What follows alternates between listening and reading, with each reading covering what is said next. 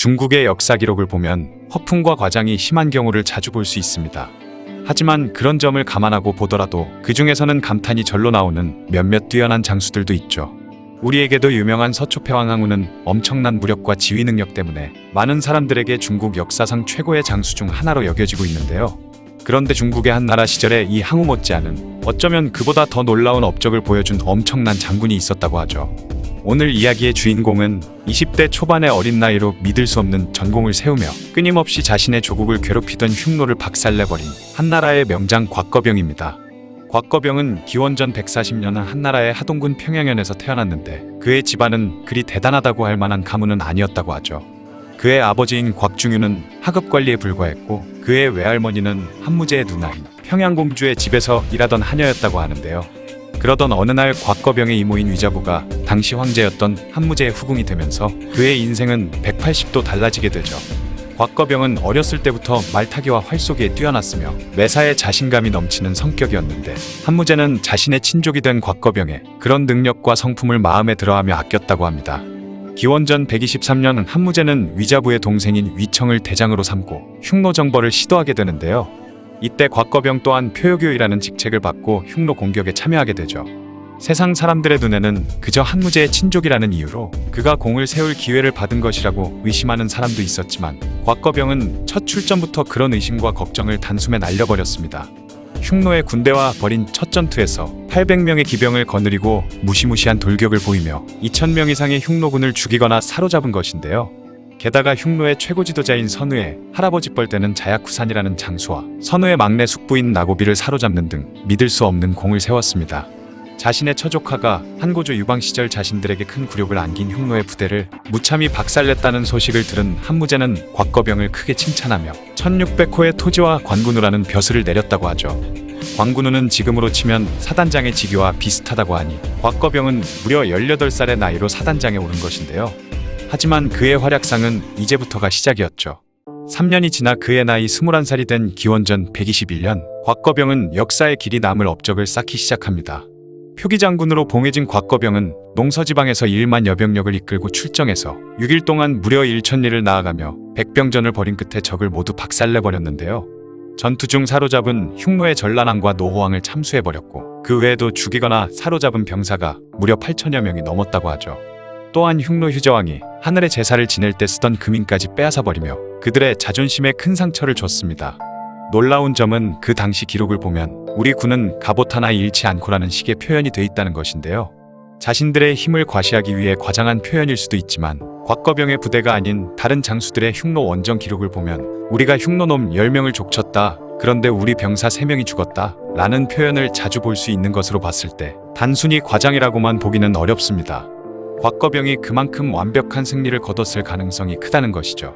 이때 세운 공으로 곽거병은 2000호를 더 받아 무려 3600호나 되는 시급을 가지게 되었다고 하네요. 그해 여름 한무제는 표기장군 곽거병과 합기 후 공소노를 북지 지역에서 그리고 다른 쪽에서는 장건과 이광이라는 장수를 파견해서 흉노를 공격하려 했습니다. 그런데 이광이 4000명의 병사를 거느리고 출발한 지 얼마 되지 않아서 갑자기 흉노군 수만 명이 나타나 그의 부대를 포위해버렸는데요. 치열한 전투 중에 무려 절반이나 되는 2000여 명이 전사해버렸는데 그나마 이광이 당황하지 않고 용맹하게 흉노군과 맞서 싸운 덕분에 장건의 원군이 올 때까지 버티어내며 간신히 포위를 벗어나게 되죠. 장건은 늦게 도착한 탓에 차명을 받을 처지가 되었지만 속죄금을 내면서 겨우 죽음을 면하고 서민으로 강등됩니다. 속죄금이 아마 지금의 보석금과 비슷한 개념이라 볼 수 있겠죠. 북지에서 출발한 부대에게도 위기가 찾아왔는데요. 당시 곽거병은 이미 흉노 땅 깊숙이 진격을 한 상태였는데 그의 뒤를 따르던 공소노가 길을 잃어버리면서 곽거병과 합류하지 못한 것이죠.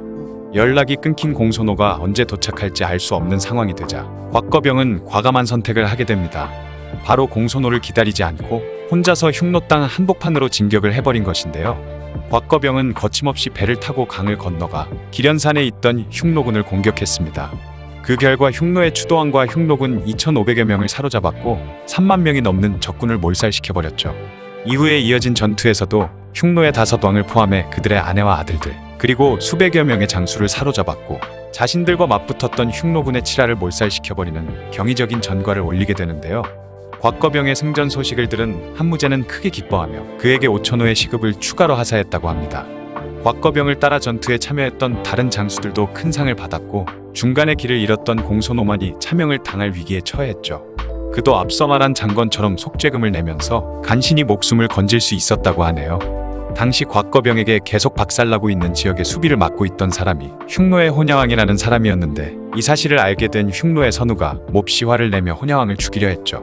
도저히 곽거병을 이길 자신이 없는 상황에서 선우에게 목숨까지 위협받게 된 혼야왕은 차라리 한나라에 항복을 하는 게 낫겠다는 생각을 하게 되는데요. 이후 벌어진 곽거병군과의 전투에서 8,000명이나 되는 병사들이 죽는 모습을 보자 자신이 거느리고 있던 수만 명의 병사들과 함께 곽거병에게 아예 항복을 해버립니다.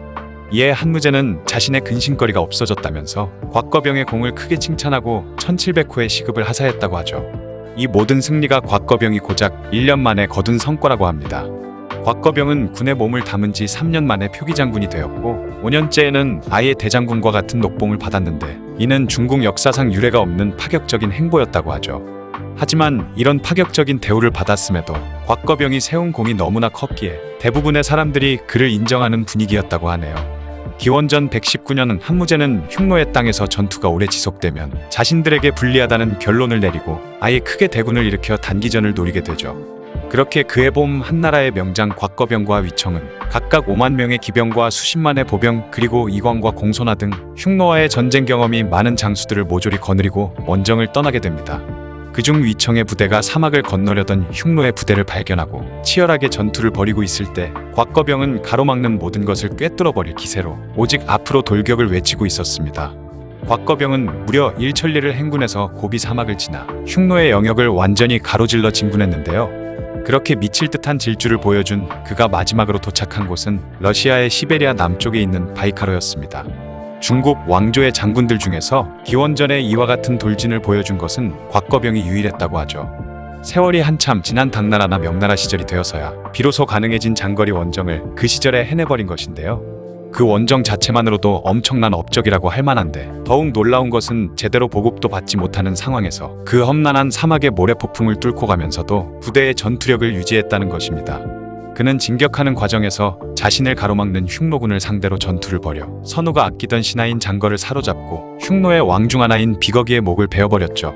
이후 흉노 좌대장의 군대와 싸워 그들을 물리치고 그들이 쓰는 깃발과 북을 빼앗았으며 산과 강을 건너 흉노의 왕 3명을 더 죽이고 83명 이상의 주요 장수들을 모두 죽여버렸습니다. 그렇게 곽거병군이 죽이고 사로잡은 흉노의 숫자만 무려 7만 4천여 명이나 됐다고 하죠. 원정을 떠나면서 사람들이 가장 걱정했던 것은 바로 원정 과정에서 수많은 병사들을 먹일 식량 문제였는데요. 곽거병은 황당하게도 흉노군을 박살내고 그들이 가진 식량을 빼앗는 것으로 보급 문제를 해결했다고 합니다. 이렇게 말로만 하면 굉장히 간단하고 쉬워 보이지만 주변 지형조차 제대로 알지 못하는 적들의 홈그라운드에서 자칫 잘못하면 사막 한가운데서 말라 죽을 수밖에 없는 상황이 올 수도 있었죠. 그런 극한 상황 속에서 성공을 거둔 곽거병의 용병술과 상황 판단 능력이 그만큼 대단했다고 봐야 할 것 같습니다. 이렇게 젊은 나이로 어마어마한 업적을 세운 곽거병은 어느 날 24살의 나이로 갑작스러운 죽음을 맞게 되는데요. 전쟁터에서 싸우다 적들의 손에 죽은 것도 아니었으며 그의 죽음에 대한 자세한 기록마저도 없어 아직까지도 그의 죽음은 미스테리로 남아있다고 하죠. 원정 중에 오염된 물을 마신 탓에 전염병으로 죽었다는 것이 그나마 가장 유력한 썰이라고 하네요. 곽거병의 용병술은 병법책에 얽매이지 않는 실용적인 것이었다고 하죠. 한무제가 그에게 오자와 손자의 병법을 배우라고 권했을 때에도 용병술이란 구체적인 상황에 맞춰 작전을 짜는 것이지 책에 있는 병법에 연연해서는 안 된다라며 거절했다고 하는데요. 전투에서도 늘 병사들보다 앞장서서 전투에 임할 정도로 용감했지만 어려서부터 궁중에서 자라난 귀하신 몸이라 그런지 병사들을 아낄 줄은 몰랐다고 하죠. 그래서 병사들이 굶주리고 있을 때도 자신은 호화로운 막사에서 연애를 즐길 정도였지만 이상하게도 병사들에게는 인기가 많았다고 합니다. 아마도 곽거병의 오만한 카리스마와 그가 가진 뛰어난 능력이 합쳐지면서 병사들에게는 그가 더없이 믿음직하고 용감한 장수로 보인 것이 아닌가 싶네요. 지금까지 중국 역사상 최고의 장수 중 하나로 평가받는 곽거병의 이야기였습니다. 영상을 봐주셔서 감사합니다. 더 재미있고 유익한 영상으로 다시 찾아뵙겠습니다. 구독과 좋아요 꾹 눌러주시고 댓글도 부탁드려요.